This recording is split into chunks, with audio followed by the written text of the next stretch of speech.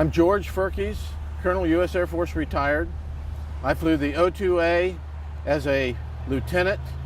In the position, I was a forward air controller in the northern part of South Vietnam, Quang Tri, right up on the DMZ.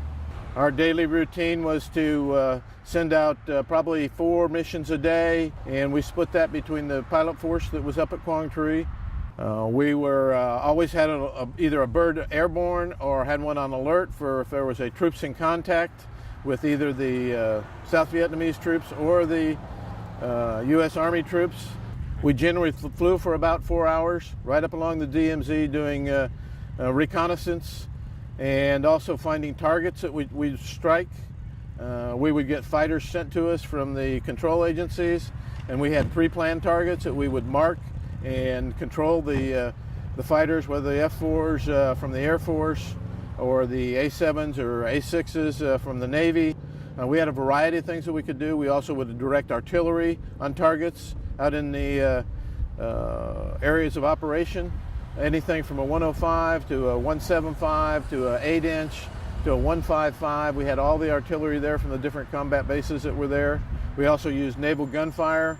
We had most of the naval gunfire was 8-inch. Every once in a while we'd get a one of the big ships, a battleship, and I had the opportunity to put in the 16-inch guns off the battleship, and that was quite a show.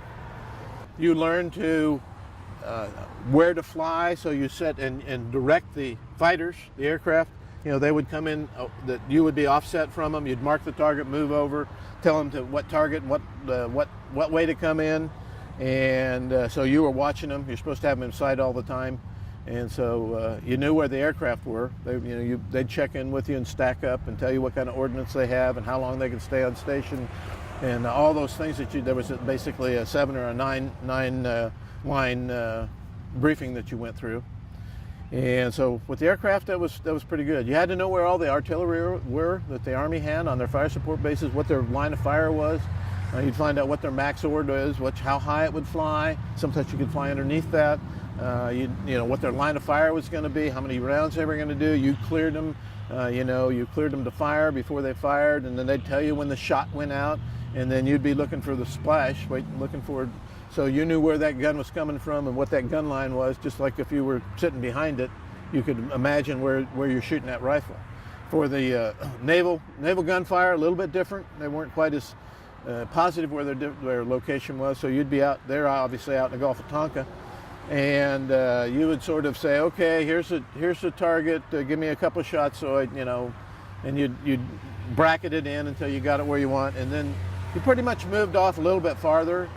But you knew it was going to come from the water to your target, so you would, move off from that. You just didn't want to be in the line of target, so you'd do that. So, you learned to have in your mind a 3-dimensional picture of the area of operation, or where you were putting in that airstrike, or where you were directing that gun, or where the fighters were going to come from, where they were going to stay, how high they were, all that. It's a 3-dimensional picture you're looking at, and the guys on the ground, you were the eyes and ears and the voice for that ground unit.